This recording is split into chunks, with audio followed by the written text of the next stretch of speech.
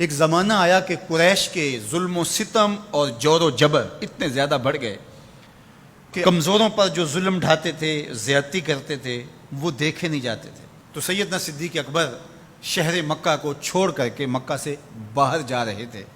راستے میں ابن دغنہ ملا، یہ قریش کا سردار تھا، اور اس نے کہا کہ آپ کدھر جا رہے ہیں؟ تو آپ نے فرمایا کہ اس شہر میں اب رہنا نہیں ہے جہاں جور و جبر کا رواج ہو، جہاں ظلم و تعدی پھیلتا ہی چلا جائے، جہاں شر کو کوئی روکنے والا ہی نہ ہو، تو میں تو اس شہر میں نہیں رہنا چاہتا۔ تو ابن دغنہ نے آپ کو روک لیا، اس نے کہا میں آپ کو نہیں جانے دوں گا۔ ان مثلک لا یخرج ولا یخرج، آپ جیسا شخص کبھی بھی شہر سے باہر نہیں جائے گا اور نہ اس کو نکالا جا سکتا ہے۔ جناب سیدنا صدیق اکبر رضی اللہ تعالی عنہ کے بارے میں گواہی ایک کافر کی سنیے جو دھرم میں، عقیدے میں مخالفت رکھتا ہے، لیکن سچائیاں تو سر چڑھ کے بولتی ہیں۔ اب ابن دغنہ سیدنا صدیق اکبر کو بازو سے پکڑ لیتا ہے اور واپس مکے کی طرف چلتے ہوئے کہتا ہے فَإِنَّكَ تَكْسِبُ الْمَعْدُومَ، اس لیے کہ جس کا کوئی کمانے والا نہیں، ابو بکر تم اس کے کمانے والے ہو۔ تم اگر تاجر ہو تو تمہارا مال تجارت جب بکتا ہے تو غریبوں کے چولہے جلتے ہیں، تو تم اگر چلے گئے تو غریبوں کے چولہے بجھ جائیں گے، شہر میں اندھیرا ہو جائے گا، لوگ فاقوں سے مر جائیں گے، تمہیں نہیں جانے دیں گے۔ دوسری بات وَتَصِلُ الرَّحِمَ، تم صلہ رحمی کرتے ہو، تمہارے رویوں کا جمال اور تمہارا طرز معاشرت اتنا خوبصورت ہے کہ لوگ رشتہ داروں کے ساتھ رویہ کیسے کرنا ہے تیری چوکھٹ پہ آ کے سیکھتے ہیں۔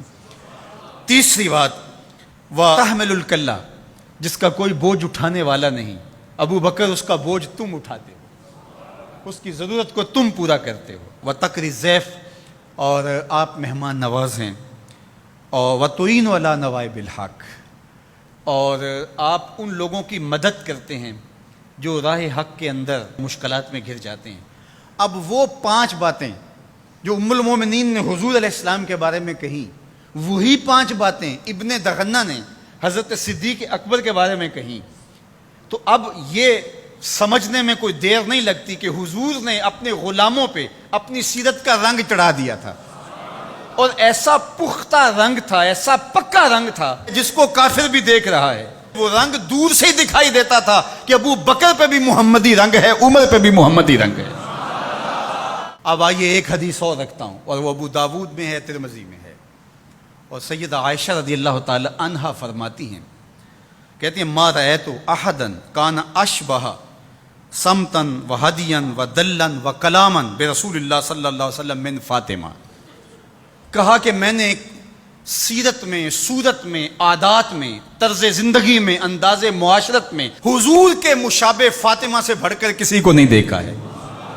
اگر حضور کی سیرت کا عکس کامل دیکھنا چاہتے ہو، اگر حضور کے جمال کا نقشہ مکمل دیکھنا چاہتے ہو، اگر محمد عربی کی تصویر دیکھنا چاہتے ہو تو وہ فاطمہ بنت محمد ہے صلی اللہ علیہ وسلم۔ ابو بکر صدیق حضور کے رنگ میں رنگے ہوئے، سیدہ فاطمہ حضور کے رنگ میں رنگی ہوئی ہیں، اور وہ بھی حضور کی تربیت کا عکس ہیں، اور یہ بھی تربیت کا عکس ہیں۔ وہ بھی حضور کا رنگ اور یہ بھی حضور کا رنگ، اور دونوں ایک ہی سینے سے پھوٹتی ہوئی شعائیں، ایک ہی چمن کے مہکتے ہوئے 2 پھول، ایک کا نام فاطمہ ہے اور دوسرے کا نام ابو بکر ہے۔